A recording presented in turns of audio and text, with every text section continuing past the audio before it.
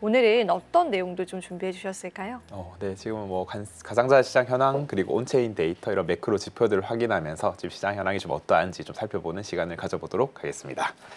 네, 먼저 일단 크립토 커런시 마켓 스테이트 비주얼라이제이션이라고 해가지고 이제 YTD 기준입니다. 그래서 이제 올 연초 대비해가지고 비트코인 시장, 가상자산 시장 가격이 어땠는지 좀 볼 수 있는 지표이고요. 이제 보시면 히트맵이라고도 표현을 하죠. 그래서 이제 주식 시장에서도 좀 활용이 되고 있고 가상자산 시장에도 이렇게 좀 다양한 히트맵이 나오고 있습니다.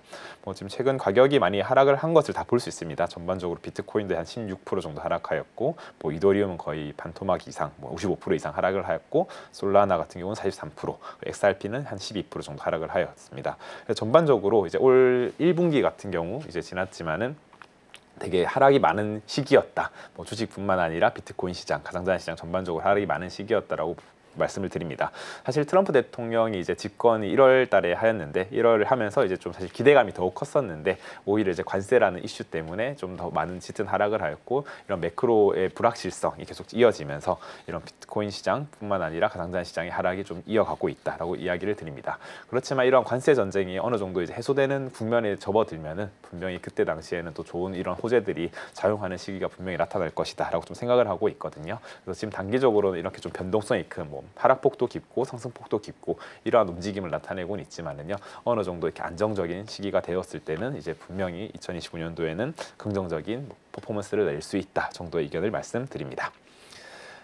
그에 따라서 지금 비트코인 현물 ETF 현황을 좀 살펴보도록 하겠습니다. 사실 ETF 현황의 유입 유출에 따라 가지고 그 가격도 마찬가지로 많이 움직이고 있습니다. 그래서 지금 같은 경우는 가격 조정이 있는데요. 이제 ETF 같은 경우도 순유출이 좀 지속되고 있었습니다. 뭐 잘 아시다시피 이제 2025년 1월부터 순유출이 좀 지속이 되었었고요. 그에 따라서 비트코인 가격은 좀 더욱더 많이 하락하였다라고 볼 수 있습니다. 이 시기가 사실 관세에 대한 이슈로 인해 가지고 투자 심리가 되게 얼어붙었던 시기이거든요. 그렇기 때문에 뭐 ETF 같은 경우가 뭐 기관 투자자들만 있는 것 아닌가라고 좀 보실 수도 있겠지만은 사실 개인 투자자 그리고 뭐 조그마한 소규모 기업을 운영하는 기업들 뭐 이런 것들도 다 같이 있기 때문에 그러한 뭐 시장 심리가 분명히 녹아져 있는 시장이 ETF 시장이다. 그리고 그 ETF 시장의 흐름에 따라서 비트코인 시장도 마찬가지로 이렇게 시장에 영향을 받는다 정도를 이해하시고 해석하시면 도움되지 않을까 생각을 합니다. 다음은 이더리움 현물 ETF 유입 유출 현황도 좀 살펴보도록 하겠습니다. 이더리움 같은 경우가 뭐 많이 하락을 하였죠. 이제 뭐 고점 거의 4,000달러 가까이 찍었었는데 지금 한 1,500달러까지 빠졌다가 다시 좀 반등을 하는 모습을 보여주고 있는데요.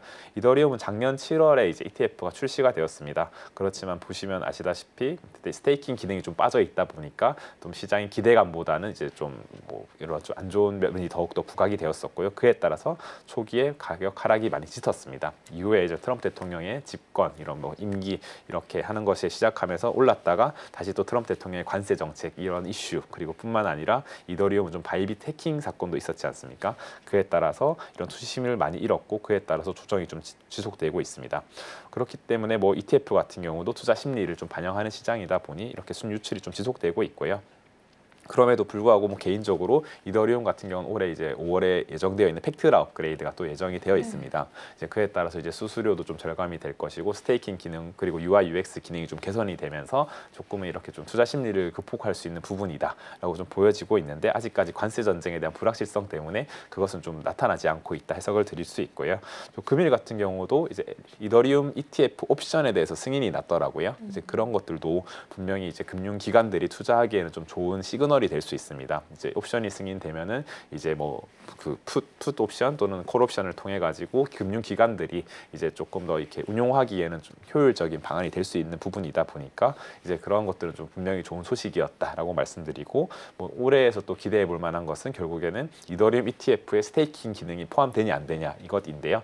이것의 최종 데드라인이 한 올해 10월 말 정도입니다. 그래서 10월까지는 이게 어떻게 될지에 대해서 뭐 다양한 검토 의견이 나올 수 있는데요. 만약에 스테이킹 기능이 좀 도입된다 하면은 이제 그것 또한 이제 금융기관들 입장에서 투자하는 데 충분히 뭐 긍정적인 시그널이 될 수 있기 때문에 이런 포인트를 좀 중점적으로 보시면서 뭐 이더리움 ETF들 뭐 이런 유입 유출 현황도 지켜보시면은 뭐 시장 현황을 좀 해석하는 데 도움되지 않을까 생각을 합니다. 네, 사실 여기저기서 긍정적인 소식들이 들려오기는 합니다만 이 시장 자체를 강하게 끌어올리기에는 이제 트럼프 대통령의 행동에 따라서 시장의 리스크가 계속 반영받고 있긴 합니다. 오히려 트럼프 취임을 좀 기대했던 투자자분들 많으셨을 텐데 지금 취임 이후에 가상자산 시장도 계속 약세를 나타내고 있는 게 아쉬운 부분도 있습니다. 사실은 이제 ETF 또한 순유출이 계속되고 있지만 매크로 시장의 영향들을 받아가는 최근 시장인데요. 그럼에도 불구하고 이제 금리 인하라든지 매크로 경제 측면에서 긍정적인 소식이 있다면 같이 들여다보면 좋을 것 같아서요. 추가적인 내용들도 이야기 들어보겠습니다. 네, 알겠습니다. 지금 가지고 온 데이터들이 있는데 이제 글로벌 통화량입니다. 이제 글로벌 통화량 증가율 그리고 이제 비트코인 가격을 좀 비교한 데이터인데요. 이제 이것도 이제 제가 통화량과의 비트코인 상관관계는 뭐 최근에는 약 94%까지 올랐다라는 뉴스들도 많이 보셨을 겁니다. 이제 그만큼 이제 통화량에 따라서 이렇게 위험자산, 가상자산으로 불려지고 있는 비트코인의 가격의 변동성, 상관관계는 되게 크다라는 것을 좀 볼 수 있고요. 과거 뭐 2013년, 14년도에 이렇게 비트코인 가격은 상승을 하였는데 그때 보시면 글로벌 통화량 증가율에 따라서 비슷한 흐름을 보였다라고 볼 수 있습니다. 빠졌을 때는 또 빠졌고 올랐을 때는 올랐고 그리고 2017년, 18년도에도 마찬가지였습니다. 뭐 동시에 2020년 이후 이제 코로나 시기의 양적 완화 구간에서도 이렇게 글로벌 통화량 증가율이 계속해서 상승을 하면서 비트코인 가격도 좀 상승을 한 바 있고 이후에 이제 양적 긴축 모드로 전환이 되면서 비트코인 가격도 좀 횡보 하락의 분위기로 바뀌었다라고 볼 수 있습니다. 최근에 그래서 글로벌 M2 증가율은 어떠냐라고 보시면은요, 2022년 하반기를 기점으로 해서 이제 그때는 오히려 양적 긴축 구간이었기 때문에 글로벌 통화량 증가율이 오히려 줄어들었습니다. 0보다 낮았었는데 2023년 기준으로 해서 좀 증가를 하였다가 내렸다 다시 올라갔다 이런 구간을 반복하고 있습니다. 그래서 2024년 12월에는 글로벌 M2 증가율이 약 2.21%였고요. 2025년 1월에는 2.79% 그리고 2025년 2월에는 플러스 3.55%입니다. 그래서 증가율 자체는 조금씩 완만하게 증가하고 있는 추세이다라고 볼 수 있고 이렇게 좀 증가율 추세가 변환되었으니까 이제 약간의 시차를 두고 비트코인 가격은 좀 상승하지 않겠나라는 분석들도 많았거든요. 그래서 그 시차가 약 3개월 정도이다 보니까 한 4월 정도 또는 5월 정도부터는 좀 증가하겠거니 하면서 좀 시장의 데이터를 좀 해석을 하였다라고 볼 수 있습니다. 사실 글로벌 M2와 가장 관련된 것이 이제 금리거든요. 금리가 내려가면 유동성이 올라가는 것이다 보니까요. 그래서 뭐 지금 미국 금리 전망에 대해서 한번 말씀을 드려보도록 하겠습니다. 사실 뭐 작년 9월로 되돌아 한번 가보면은요, 그때만 해도 2025년도 금리 인하는 한 3차례에서 4차례 정도 있을 것이다 하면서 좀 시장의 분위기가 좋았던 것으로 볼 수 있습니다. 그때 이제 금리 인하를 하기 시작했으니까요.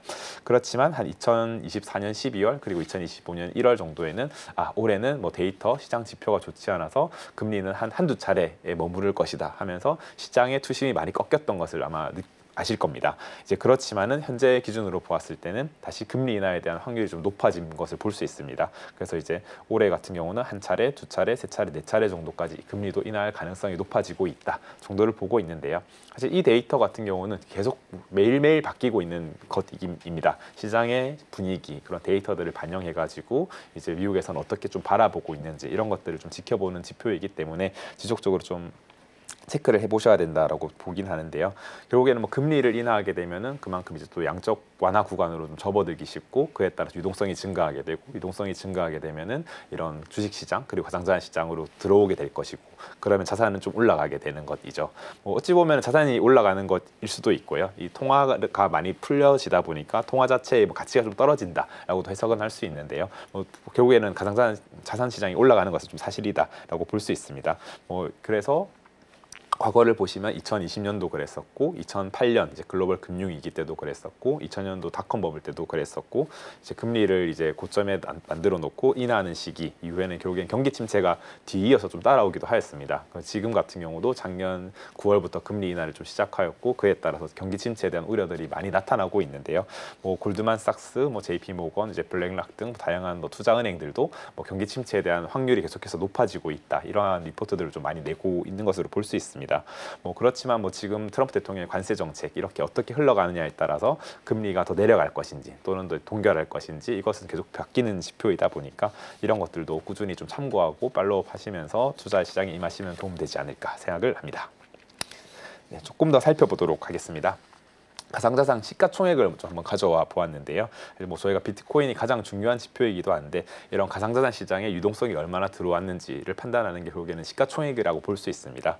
그래서 저는 빨간색 선이 보시면 중장기 추세를 그렸다라고 볼 수 있는데 중장기적으로는 상승하고 있습니다. 이제 5년 정도 데이터인데 상승을 하고 있고 단기적으로는 2025년 1월 기점으로 하락을 하고 있는 모습입니다.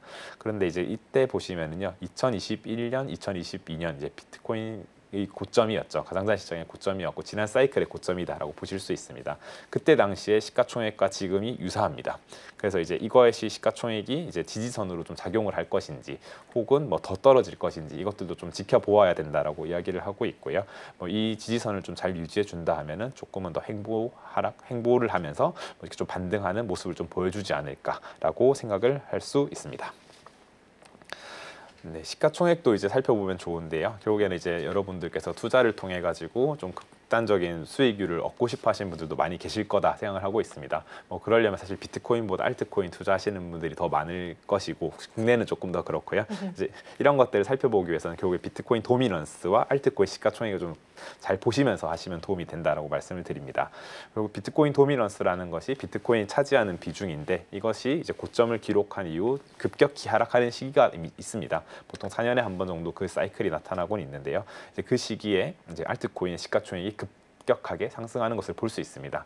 그렇기 때문에 지금 같은 경우는 아직까지 비트코인 도미넌스가 중장기적으로 상승하는 추세이기 때문에 이러한 하락이 나타나는 시기는 오지 않았다. 그리고 단기적으로도 도미넌스는 좀 상승을 하고 있다 정도를 말씀을 드립니다. 사실 연초 대비해서 보았을 때 비트코인 가격도 하락하였고 알트코인 가격도 하락하였는데 비트코인 도미넌스가 왜 상승하지? 이렇게 궁금해하시는 분들도 계실 거예요. 네, 그렇지만 이제 비트코인도 하락했지만 알트코인이 더 많이 하락했기 때문에 비트코인이 차지하는 비중이 좀 높았다 정도 해석하시면 좋을 것 같고 아직까지는 이 도미넌스가 상승 추세에 있기 때문에 알트코인에 좀 집중하는 시기보다는 지금은 좀 건전하게 건강하게 투자하기 위해서 비트코인에 좀 투자하시는 게 도움이 되지 않을까 조금 말씀을 드립니다. 그래서 이런 도미넌스를 바탕으로 또는 이제 알트코인과 비트코인의 퍼포먼스를 기준으로 해서 알트코인 시즌 인덱스라는 지표들도 이제 개발되어서 뭐 운용이 되고 있습니다. 그래서 이제 CMC라는 코인마켓캡이라는 플랫폼에서 운영하고 있는 알트코인 시즌 인덱스인데요. 지금 17점 정도입니다. 그래서 이 지표는 100점 만점인데 75 이상일 때 알트코인 시즌, 25 이하에서는 비트코인 시즌이다 정도를 말씀을 드리고 현재는 17점 정도로 아직까지는 비트코인 시즌에 가깝다. 이런 시기에서는 비트코인에 좀 투자를 하시면서 조금은 더 포지션을 밸런싱을 잘 맞추는 게 좋지 않을까 정도로 이야기를 하시면 될 것 같습니다. 네. 네.